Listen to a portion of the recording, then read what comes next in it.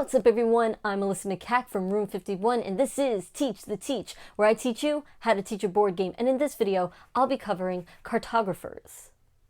So this is a how to teach video, meaning I'm assuming you already know how to play the game and now you're looking to teach it to other players. There are plenty of ways to teach games. This is just a way that's worked for me, and if you have any sort of difficulties teaching games, hopefully this can help you out. Now, I'm always trying to teach players in a way that makes them be able to play the game as quickly as possible. For this game in particular, there's a little bit of explaining that has to go into it before you actually get to playing. But as always, I start off with the story of the game. Why are you doing the things you are doing, right? We are creating a map. Then I go into the objective of the game, where the person with the most points at the end of the game wins, and then I go into how this game ends, right? This game ends after 4 rounds. From there, I go into all the different objectives people are going for, right? So you have like your A, your B, your C, your D, and everything.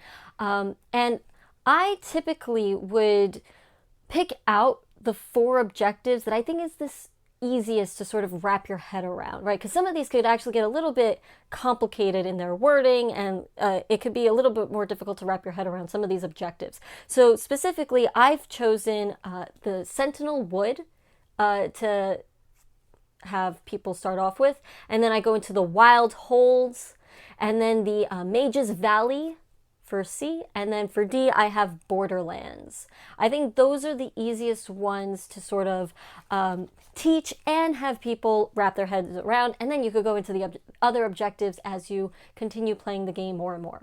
Hopefully you do play the game more and more. From there, so you'll explain what each one of those do, right? And like what players are trying to do. And straight off the bat, when you are explaining Sentinel Wood, it goes into adjacency, and you want to stress that adjacency in this game only means orthogonally, not diagonally. And you might want to stress that a couple of times just so people are aware of that, because sometimes things might even say like you have to surround the mountain or whatever it might be, and that just means orthogonally. So definitely stressing that.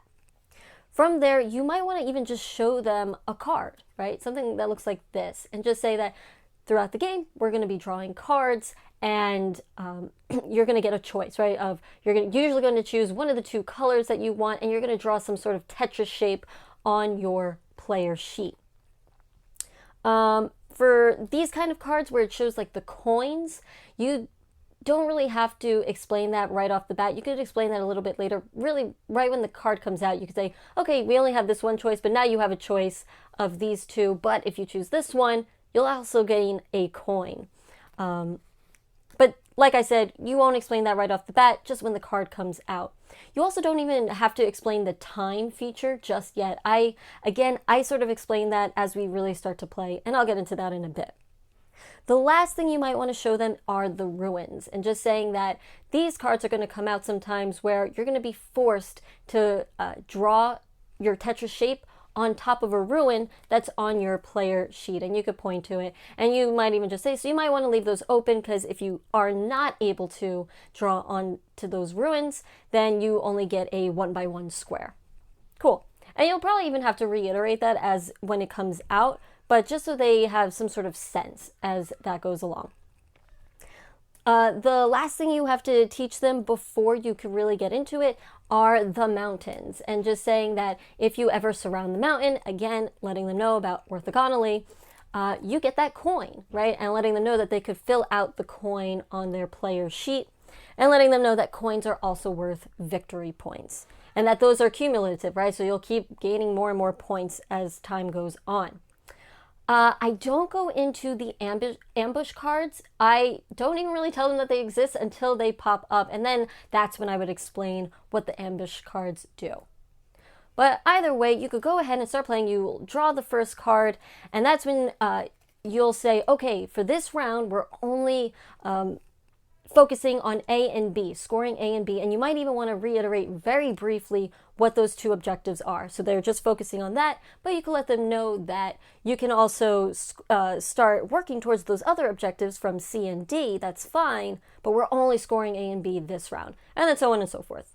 And then for each one, every time you go into A and B, and then like let's say you go to B and C, C and D, whatever, always reiterate what those two objectives are briefly, reminding them what it is that you're going for. So then when you go ahead and you flip over the first card, you say, okay, so we're going to go ahead and do, you're going to choose whatever, you're going to do the Tetris shape. Once they do that, you'll say, okay, you'll also notice that there is a timer on top of the card.